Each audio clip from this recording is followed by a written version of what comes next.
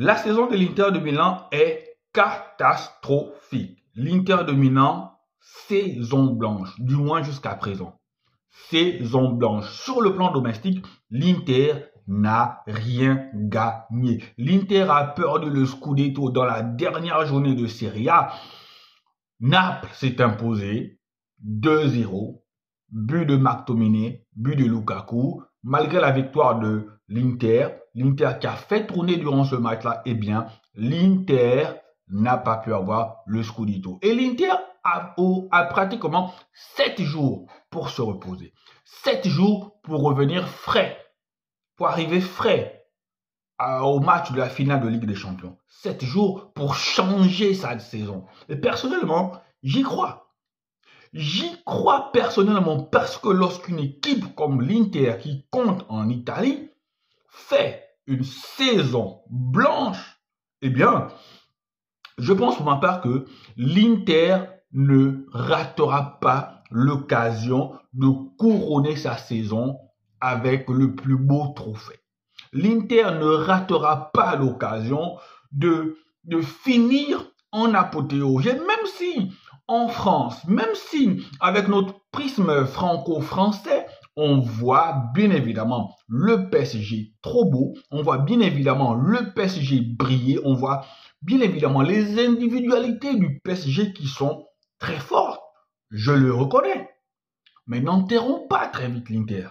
Et moi je pense que le fait d'avoir fait une saison blanche va les booster davantage. Le fait d'avoir fait une saison blanche sur le plan domestique va les surmotiver.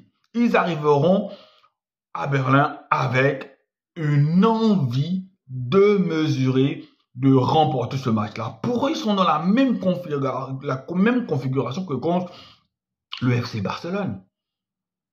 Le PSG, c'est un peu le même style de jeu que le FC Barcelone. Mais est-ce qu'on peut dire qu'à contrario, le PSG a rencontré une équipe dans son parcours européen, a rencontré une équipe qui jouait comme l'Inter de Milan? Je n'en suis pas sûr. Mais par contre, l'Inter de Milan a bel et bien rencontré une équipe qui jouait comme le PSG. Et la meilleure équipe, l'exemple, c'est le FC Barcelone.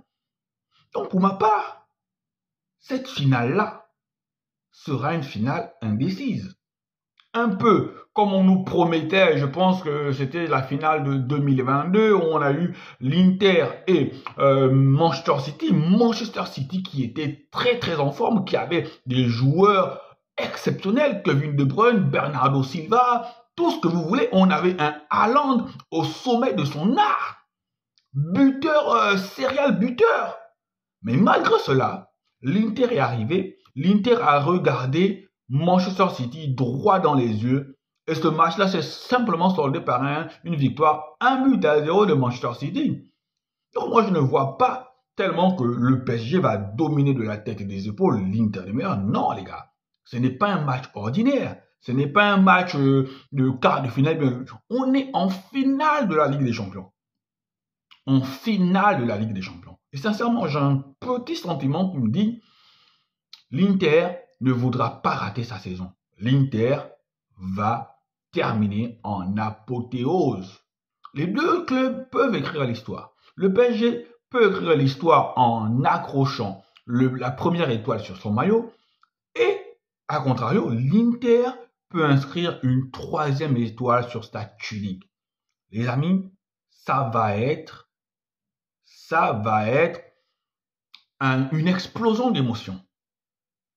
Du côté de l'Inter, on l'a déjà gagné 2 fois. Donc, si on la perd, ça ne va pas être très dramatique. Mais du côté du PSG, si on perd une nouvelle finale, tout ce qu'ils auront fait tout au long de la saison s'écroulera plutôt en une seule soirée. Et là, je ne donne pas cher des joueurs du PSG. Je ne donne pas cher de ce qui va se passer dans la presse et qui vont s'en prendre. C'est le football. C'est comme ça. Allez, ciao, ciao.